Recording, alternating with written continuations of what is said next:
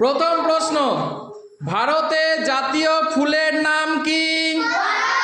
পদ্ম। সঠিক উত্তর।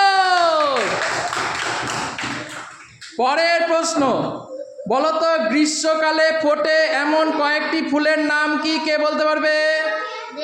রজনীগন্ধা, সূর্যমুখী। সঠিক উত্তর। পরের প্রশ্ন, বলতো বর্ষাকালে ফোটে এমন কয়েকটি ফুলের নাম কে বলতে পারবে? গাঁদা, কদম, কদম, গোলাপ, চাপা, দোপাটি। সঠিক উত্তর। পরের প্রশ্ন, শরৎকালে ফোটে এমন কয়েকটি ফুলের নাম কে বলতে পারবে? কাশ, পদ্ম, টগর, শিউলি। সঠিক উত্তর। পরের প্রশ্ন, শীতকালে ফোটে এমন কয়েকটি ফুলের নাম কে বলতে পারবে?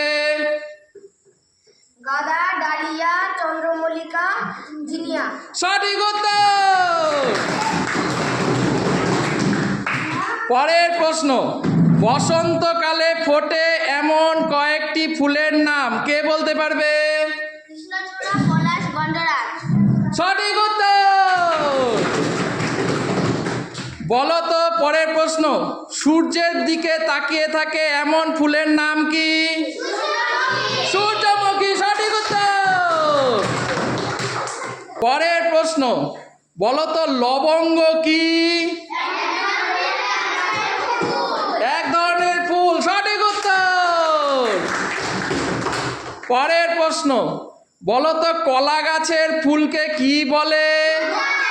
মোচা। সঠিক উত্তর।